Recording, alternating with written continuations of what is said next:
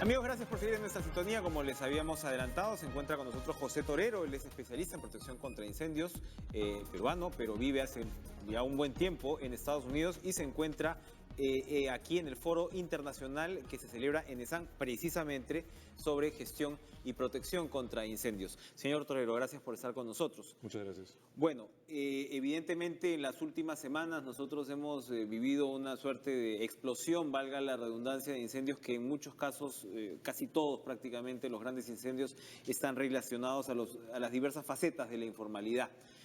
Fue de especial impacto, ¿no?, de las Malvinas, donde de alguna manera la población voltea y resulta que todo un sector de la ciudad se ha convertido en un gran depósito.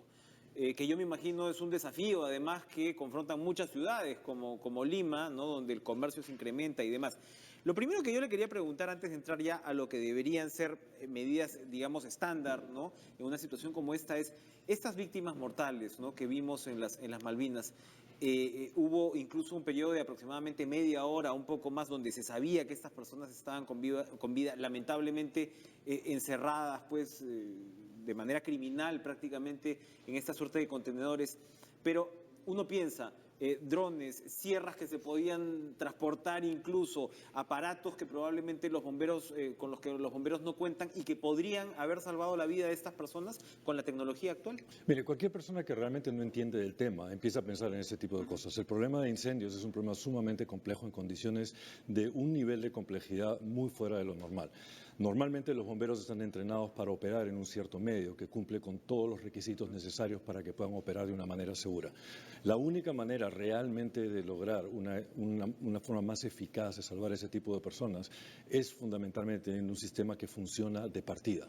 Entonces, si el edificio está diseñado correctamente, implementado correctamente y la gestión es una gestión adecuada, entonces el bombero puede operar y todas las herramientas que tiene a la mano para poder operar y salvar a las personas van a funcionar. Si una edificación está mal diseñada, mal construida, mal manejada, el resultado es que no existe una manera de resolver el problema. Y eso lo hemos visto no solamente en el Perú, sino en todas partes del mundo. Cuando uno tiene un problema fundamental de diseño y construcción, no existe una manera real de poder operar correctamente de una manera segura para tratar de rescatar a las personas. Ahora, insisto, para de ahí volver evidentemente a lo que es un problema estructural, ¿no?, y de diseño. En términos de tecnología, hay elementos, instrumentos que permiten operar en estas circunstancias adversas, vamos a decirlo así, que podrían haber hecho una diferencia. No. No. No. Estamos básicamente Clarísimo. en lo... En una situación como esa, no existe en el mundo una instrumentación que le permita a una persona operar de una manera segura para rescatar a esas personas de una forma eficiente. ¿Por dónde deberían comenzar los cambios? Acá tiene mucho que ver, o sea, incluso hemos llegado hasta el tema de fiscalización laboral, ¿no? Evidentemente los temas, pues, de seguridad. Comentamos fuera de cámaras cómo lo que se ve usualmente es permisos que se entregan, ¿no?, a un edificio y de ahí se abandona de alguna manera la fiscalización que debe ser continuada. Entonces, muchas veces hemos visto hasta con cierta ironía cómo se interviene en ciertas galerías y están todas las señales de salida, ¿no?, los extintores, ¿no?, en el primer piso. No vamos a decir que es una situación perfecta, pero aceptable, pero uno comienza a subir y resulta que sencillamente se convierte en tierra de nadie estos edificios. ¿Cuáles son las medidas, qué tipo de políticas son las que se tendrían que desarrollar? ¿Qué experiencias le pueden servir al Perú para poder ver en un espejo y poder mejorar probablemente, ojalá en un tiempo relativamente breve, ¿no? Mire, la realidad es que la seguridad de las personas en espacios públicos, sobre todo, es la responsabilidad del Estado.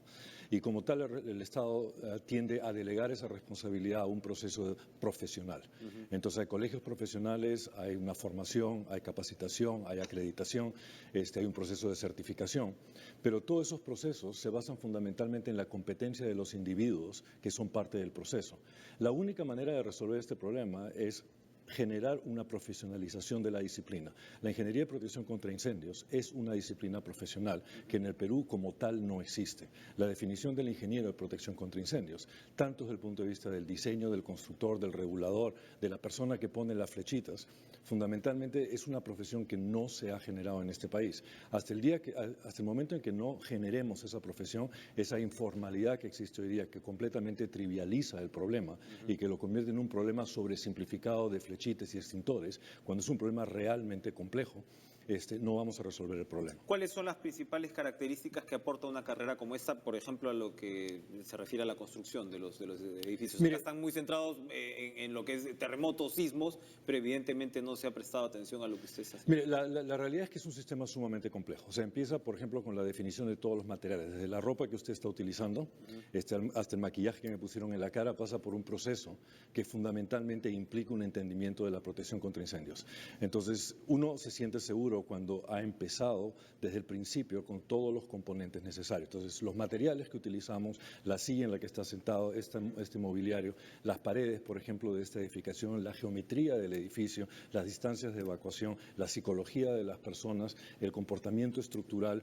Todas esas cosas son componentes fundamentales de una profesión que es única, una profesión que lleva una serie de componentes, de herramientas, de reglas que son fundamentales para poder generar un sistema sumamente complejo que en el momento de una emergencia funciona y funciona con coherencia. Todos los componentes, los rociadores, las alarmas, los materiales, todo está diseñado con una coherencia tal que al final el sistema va a funcionar y va a entregar al cuerpo de bomberos un sistema manejable a los que ellos pueden entrar, intervenir, rescatar y que van a saber cómo operar un procedimiento. Exacto, de una manera segura, de tal manera que ellos tampoco están poniendo sus vidas en peligro, ¿no? Ahora, esto estamos hablando de edificaciones nuevas. Por ejemplo, ¿qué ciudades en América Latina ya han avanzado al respecto? En todas partes del mundo se avanza en este tema, pero se avanza a diferentes ritmos. Cuando hay mucho crecimiento, por lo general tiene a haber un problema de adaptación, porque es muy difícil seguir la evolución. Entonces, las ciudades en América Latina, Brasil, Argentina, Chile, el Perú inclusive, tiene bastante avance en muchas áreas. Ahora, cuando usted habla de edificios nuevos, no se trata de edificios nuevos, se trata de todas las edificaciones. Que un edificio sea un edificio antiguo no significa que no sea seguro. Fue construido bajo una serie de condiciones diferentes que implican una arquitectura diferente, materiales diferentes, que en su momento fueron considerados seguros. El problema es que después cambiamos y decidimos poner muros cortina, decidimos meter plásticos en los edificios y tenemos que evolucionar. Entonces, el hecho de que un edificio sea antiguo no significa que el edificio no sea seguro. Entonces, la evolución hay que manejarla. Y es el manejo de la evolución que al final nos entrega una ciudad que fundamentalmente opera de manera segura.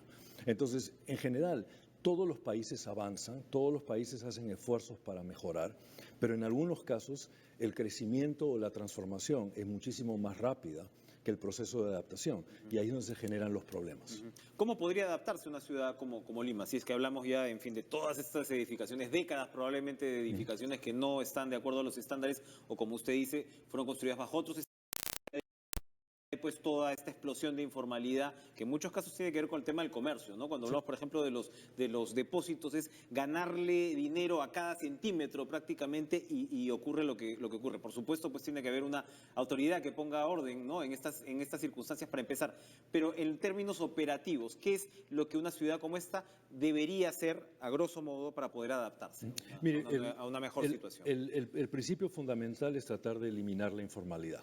Y tratar de eliminar la informalidad empieza por tratar de eliminar la informalidad en el proceso de definición de la profesión. Entonces, el primer paso para tratar de mejorar es generar formalidad en lo que es la profesión de la ingeniería de protección contra incendios. Entonces, en el momento en que se dé formalidad a ese paso, se formalice la profesión, aparezca el concepto de ingeniero de protección contra incendios, entonces empezamos a tener la capacidad de resolver problemas. Si no, los problemas se van a seguir generando y va a haber una persona que en principio se llama competente, pero que no tenemos una definición de competencia, enfrente a otra persona que se llama competente, pero que tampoco tiene una definición de competencia, y entre ellos van a decidir lo que le van a pedir al inversionista, lo que le van a pedir a cualquier persona para que el sistema funcione. Pero yo no tengo ninguna garantía que esa gente entienda el problema y que esa gente me está resolviendo el problema y que todo el gasto que yo estoy poniendo para resolver el problema me está llevando a una solución adecuada. Entonces, la desaparición del informalismo empieza en casa, y en este caso empieza en la definición de la profesión. Y hasta que no definamos la profesión no podemos empezar a avanzar. Para terminar, el tema de la fiscalización ha sido otro debate, ¿no? Aquí, porque se le dio la atribución a los municipios, pero bueno, ya vimos, incluso lo vivimos en el tema del incendio del Arcomar, ¿no? A fines del año pasado, donde, bueno, se descubrió también, o la ciudadanía pudo ver, que los permisos pues eran prácticamente, no tenían plazo, eso ya se cambió, se supone, pero se le entregaba a la autoridad municipal la atribución o la responsabilidad por esto. ¿Esta debería estar centralizada de alguna manera en el poder, en el gobierno nacional, en lugar de irla diseminando? Bueno, el sistema varía en todas partes del mundo, pero la respuesta a su pregunta es muy simple. ¿Cómo podemos fiscalizar si no tenemos una definición de quién es competente para fiscalizar? Es tan simple como eso. Si yo no tengo una definición de quién es competente, una autoridad competente, acreditada, y que uno agarre y dice, esta persona es un abogado y por ende puede ejercer la ley. Esta persona es un ingeniero de protección contra incendios y por ende puede ejercer la profesión. Perfecto. Entonces, bueno, para empezar, ingeniería de protección contra incendios es la respuesta inicial, ¿no? Evidentemente una carrera que, para variar, ¿no?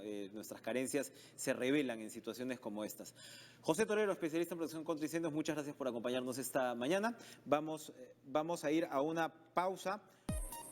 Vamos a regresar con el ministro de Trabajo, Alfonso Grados, ¿no? Con el cual precisamente vamos en parte a seguir hablando del balance del año, pero además pues los avances y las metas con respecto a un tema y a un desafío tan importante como el de la informalidad.